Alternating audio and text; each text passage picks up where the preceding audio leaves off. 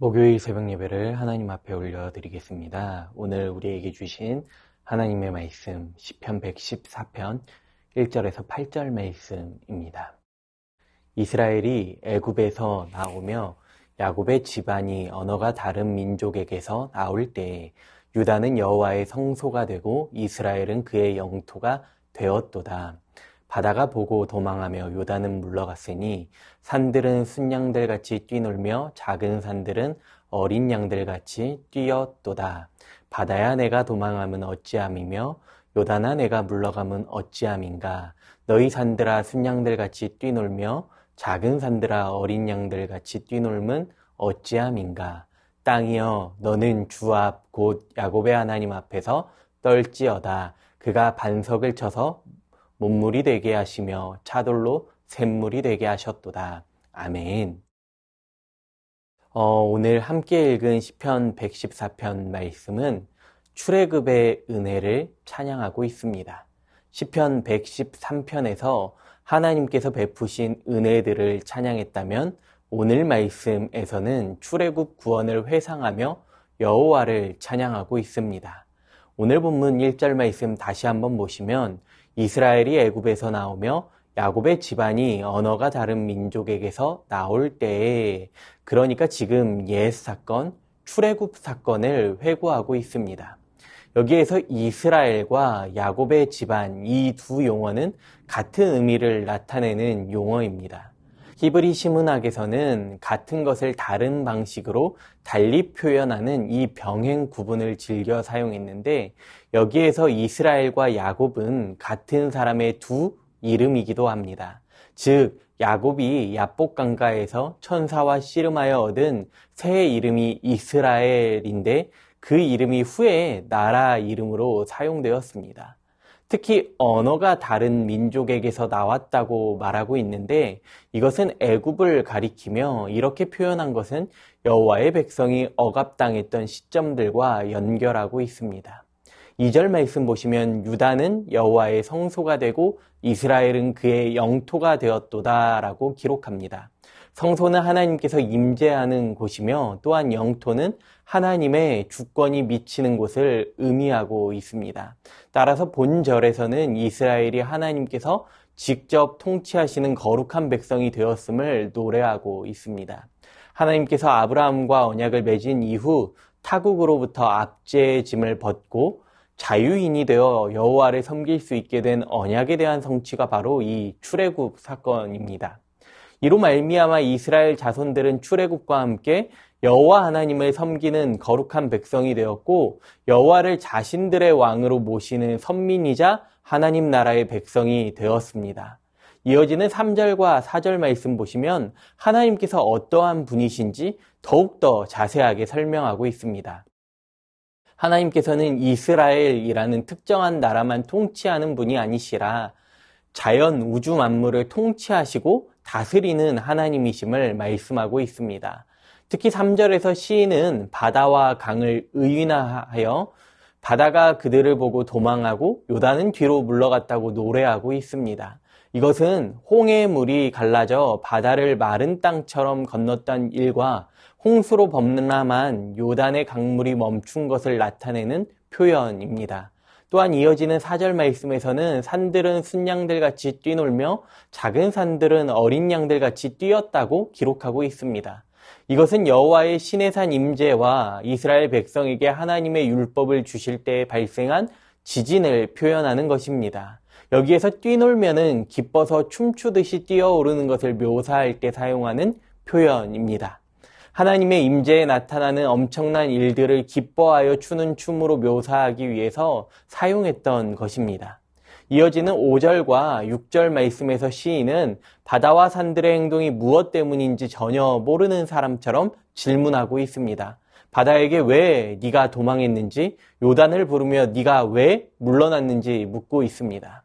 또한 산들에게 왜 순양들처럼 뛰놀았는지, 작은 산들에게 왜 어린 양들같이 뛰노는지 묻고 있습니다.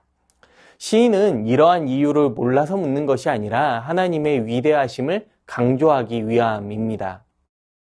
홍해와 요단강은 약속의 땅으로 향하는 이스라엘 백성들에게 장애물이었습니다. 그런데 거대한 바다가 또 강물이 도망치듯 길을 열어주는 이유가 바로 하나님 때문이라는 것이죠.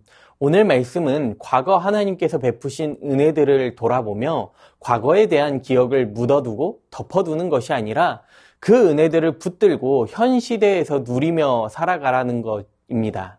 오늘을 살아가는 우리에게도 필요한 지혜는 바로 하나님을 바로 아는 것과 그 하나님을 바로 믿는 것입니다. 그렇게 하기 위해서 먼저 하나님을 경험해야 합니다. 오늘 본문 말씀을 통해 하나님께서는 이스라엘 백성들과 함께 하신다는 것을 보여주고 계십니다. 이스라엘 백성들이 애굽에서 나왔을 때에 하나님께서 그들을 구원하시고 원수를 멸망시키기 위해 그들 앞에서 홍해를 갈라지게 하셨습니다. 또한 하나님께서는 그들이 가나안으로 들어갈 때에 그들을 존귀하게 하시고 원수들을 두렵고 당혹스럽게 하시기 위해 요단강이 갈라지게 하셨습니다. 하나님께서 이스라엘 백성들 앞에 서서 그들을 인도하고 계셨기 때문에 하나님께서 말씀하실 때 바다와 요단은 그들에게 길을 내주어야만 했습니다. 큰 산들과 작은 산들은 하나님 앞에서 단지 순양들이나 어린 양과 같은 존재가 되어 뛰놀게 된다는 것입니다. 반석을 쳐서 물이 되게 하시는 하나님 앞에서 땅과 거기에 있는 모든 것들이 두려워 떠는 것은 너무나도 당연한 일이죠. 거룩하고 위대한 이 일들을 보고 듣고 체험하고 선포하는 놀라운 역사가 이스라엘 백성들에게 임했던 것처럼 오늘 우리의 삶에서도 이 역사가 나타나야 합니다. 이 역사를 우리가 경험하기 위해서는 하나님을 깊이 만나야 합니다. 말씀을 통해서, 기도를 통해서, 예배를 통해서 날마다 우리 삶에 임하시는 하나님을 바라보고 하나님을 경험할 때 오늘 말씀에서 임하는 은혜가 우리에게도 임할 줄로 믿습니다. 하나님을 경험하고 은혜를 입은 자로서 우리는 앞으로 세상을 변화시키며 나아가야 합니다. 하나님을 만난 성도들은 애굽과 같은 세상에서 그리스도를 영접하고 하나님의 존귀한 백성이 되었습니다. 하나님의 백성으로 우리가 해야 하는 일은 바로 이 세상을 변화시키는 것이죠. 내 자신이 성령님께서 내주하시는 성전이 될 뿐만 아니라 내가 속한 가정과 일터, 학교와 모든 곳곳에서 복음으로 변화되는 경험을 해야 합니다. 마태복음 13장 31절에서 33절 말씀을 보면 겨자씨와 누룩에 관한 비유가 나오고 있습니다. 겨자씨가 얼마나 작은 씨앗이냐면 겨자씨는 마치 우리가 볼펜으로 종이에 콕 하고 점을 찍은 것과 같이 매우 작은 씨앗입니다. 그런데 이 씨가 자라면 어떻게 된다고 말씀합니까? 마태복음 13장 32절 말씀을 보면 이는 모든 씨보다 작은 것이로되 자란 후에는 풀보다 커서 나무가 되매 공중의 새들이 와서 그 가지에 깃들이느니라. 그러니까 겨자씨가 자란 후에는 나무가 된다고 말씀합니다. 그리하여 공중의 새들이 와서 그 가지에 깃들일 정도라고 기록하고 있습니다. 뿐만 아니라 이어지는 33절 말씀에서는 또 비유로 말씀하시되 천국은 마치 여자가 가루 서말 속에 갖다 넣어 전부 부풀게 한 누룩과 같으니라 라고 말씀합니다. 그러니까 겨자씨도 누룩도 너무 작은 존재이지만 누룩이 퍼지니까 온통 부풀어 오르는 것처럼 겨자씨가 자라 큰 나무를 이루는 것처럼 복음은 이와 같이 퍼져나가야 합니다. 온 사회에 깊숙이 퍼져나가 온 세상을 변화시키는데 나아가야 합니다. 그 복음이 우리 가운데 역사해야 하는 것이죠. 많은 사람들은 이러한 말씀 앞에 이렇게 생각하기도 합니다. 나은 사람이 얼마나 영향력 있는지 묻기도 합니다. 나에게는 세상을 변화시킬 만한 능력이 없다고 말하기도 합니다. 그러나 나에게는 이와 같은 능력이 없을지라도 내가 복음 안에 붙들려 살아갈 때, 복음이 내 삶에서 역사할 때에 하나님께서는 우리를 겨자씨와 같이, 누룩과 같이 사용하실 것입니다. 출애굽 역사를 살펴보면 하나님께서는 모세 한 사람을 들어 사용하십니다. 모세는 수없이 하나님께 자신은 그럴 만한 사람이 아니라고 거절합니다. 그러나 하나님께서는 모세를 통해 이스라엘 백성들을 약속의 땅으로 인도하는 이 놀라운 사역에 사용하십니다. 오늘 우리에게 필요한 지혜는 다른 것이 아닙니다. 오직 하나님 앞에, 말씀 앞에 순종하는 것입니다. 오늘 보면 7절 말씀은 이렇게 말씀합니다. 땅이여 너는 주 앞, 곧 야곱의 하나님 앞에서 떨지어다. 바다가 요단이 큰 산이 작은 산이 온 땅이 하나님 앞에 두려워 떠는 것처럼 이 세상의 통치자는 하나님 아버지이십니다. 우리 인생 가운데 가장 크고 놀라운 역사는 바로 죄로 인해 죽었던 나의 인생을 출애굽의 구원의 역사를 이루셨던 하나님께서 예수 그리스도의 보혈의 피로 말미암아 구원의 은혜를 베푸신 것입니다. 세상 그 어느 것도 하나님보다 클 수 없죠. 하나님보다 위대한 것은 없습니다. 우리 모두가 이 사실을 기억하시면서 오늘도 하나님의 높고 위대하심을 찬양하시면서 그렇게 겨자씨 하늘같이 누룩과 같이 주님 영광을 위해 쓰임받는 귀하고 복된 인생 되시기를 간절히 소망합니다. 주신 말씀 기억하시면서 기도합니다. 나의 삶 속에서 날마다 하나님을 만나고 경험하는 은혜가 있게 하여 주시옵소서. 나의 삶이 주님께 귀히 쓰임받아 세상을 복음으로 변화시키는 통로가 되게 하여 주시옵소서. 겨자씨의 하늘같이 누룩과 같이 주님 영광 위에 쓰임받게 하여 주시옵소서. 이 시간 말씀을 의지하며 함께 기도합니다.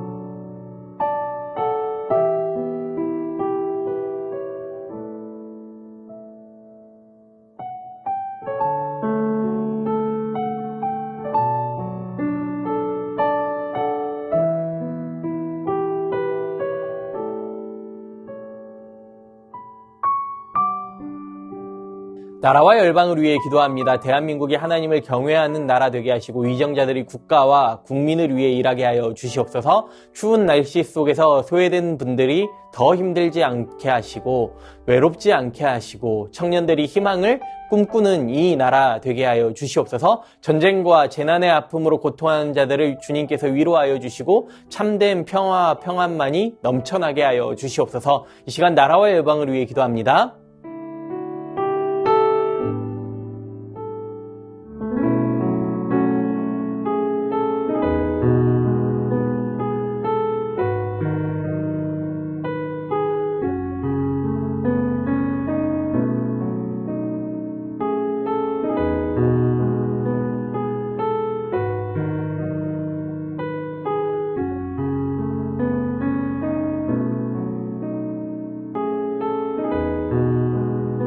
이 시간 교회를 위해 함께 기도합니다. 담임 목사님 성령 충만하게 하시고 세임과 능력과 지혜를 더하여 주시옵소서. 교구 순장님과 교사 순장님에게 주님의 마음 더하여 주시옵소서. 2024년도 남은 사역과 일정들을 잘 마무리하게 하시고 2025년 각 위원회와 기관과 부서에 신실한 일꾼들을 세워 주시옵소서. 다음 세대 자녀들이 믿음 위에 든든히 세워지게 하시고 시니어 어르신들 날마다 강건하게 붙들어 주시옵소서. 이 시간 교회를 위해 기도합니다.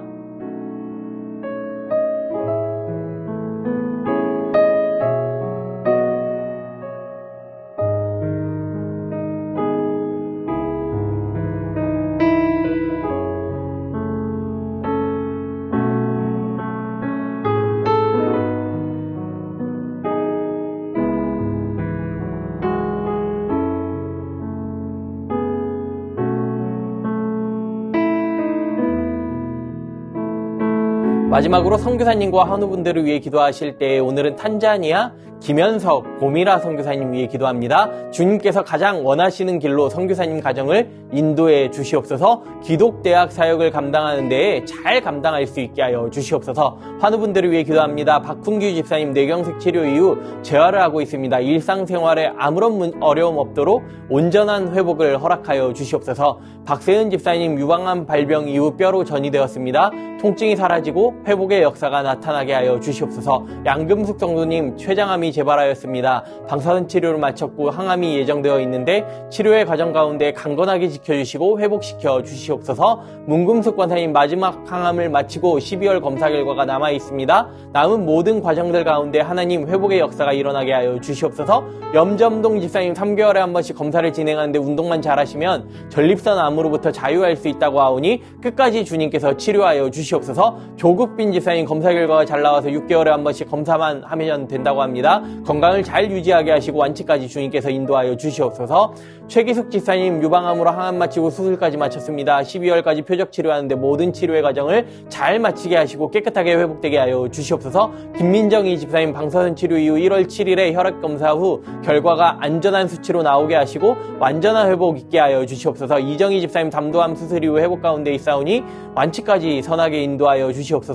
권호순 권사님 항암이 맞지 않아서 새로운 항암약을 찾고 있습니다. 속히 맞는 항암약을 찾게 하시고 온전하게 회복되게 하여 주시옵소서. 노성빈 형제님 크론병으로 한 달에 한 번 주사의 치료를 이어오고 있습니다. 부작용 생기지 않도록 보호하여 주시고 몸속의 염증들이 사라지게 하여 주시옵소서. 마지막으로 선교사님과 한우분들을 위해 기도하시고 자유롭게 기도하겠습니다.